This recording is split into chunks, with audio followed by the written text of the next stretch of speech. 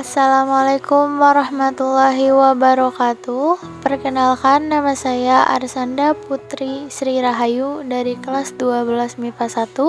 Saya di sini ingin menganalisis tentang teks cerita sejarah yang dimana saya kebagian pada buku yang berjudul Lingkar Tanah, Lingkar Air karya Ahmad Tohari.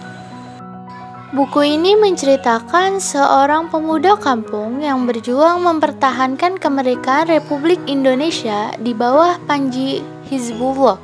Tetapi karena ada intrik dan pengkhianatan dari sebagian orang yang dibawa masuk menjadi anggota Laskar Darul Islam atau Tentara Islam Indonesia. Di tengah-tengah perjalanan, mulailah merasakan kebimbangan manfaat gerakan DI atau TII saat menyerbu desa yang memiliki madrasah dan masjid besar. Ketika masyarakat dan ulama tidak mendukung gerakan, maka harus dibunuh. Di tengah-tengah merasa benar-benar terjadi sanubarinya saat menembak mati seorang tentara yang di sakunya tersimpan kitab suci dan tasbih. Sementara itu, aku harus percaya bahwa Tuhan yang selalu ingin diingat melalui tasbih dan Qur'annya itu pastilah Tuhanku juga. Di tengah mengingat kembali pemandangan antara Kiai Ngumar dan Kang Suyud ketika saat itu, Kang Suyud menyatakan keinginannya untuk bergabung dengan Kartosuwiryo yang ingin mendirikan sebuah negara Islam. Sabarlah Suyud, aku ingin mengingatkanmu akan kandungan kitab. Di sana disebutkan hanya ada satu kekuasaan yang sah dalam satu negara. Dengan kata lain, bila republik sudah diakui sebagai kekuasaan yang sah, lainnya otomatis menjadi tidak sah.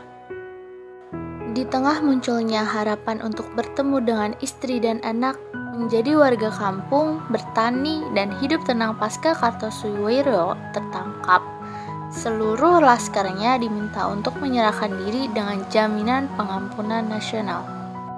Pada tahun 1965, di tengah permintaan tentara untuk membantu menumpas pasukan komunis yang bertahan di hutan Jati Cigobang, akhirnya di tengah kembali mengangkat senjata kali ini di atas nama Republik, sesuatu yang pernah dirindukan dan gagal terlaksana. Pertempuran inilah di tengah mendapatkan syahidnya. Dari cerita tersebut terdapat unsur intriksi. Yang pertama temanya merupakan perjuangan para pemuda. Lalu yang kedua, tokoh dan penokohan. Terdapat di tengah merupakan sifat gagah dewasa berjiwa besar, Kiram kekanak-kanakan tidak memiliki pendirian pemarah, Junid tidak memiliki pendirian, Kang Suyud memiliki pendirian dan tujuan sendiri, Kiai Ngumar bijaksana, Umi penyambar, Thaib tegas. Alur atau plotnya terdapat maju mundur atau campuran.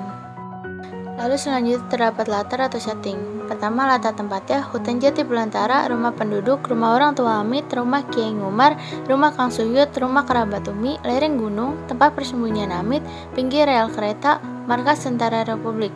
Untuk latar suasananya menyenangkan, menegangkan, menakutkan. Untuk latar waktunya pagi hari, siang hari, senja hari, malam hari. Pada jam 12 malam. Lalu sudut pandangnya yaitu sudut pandang orang ke-1. Gaya bahasanya yaitu bahasa lama dan baku. Amanatnya, jadilah masyarakat biasa agar bisa hidup tentram dan bahagia, jangan sampai menjadi pemberontak, janganlah mencari gara-gara terhadap permasalahan. Berikutnya unsur ekstrinsik. Yang pertama, nilai moral.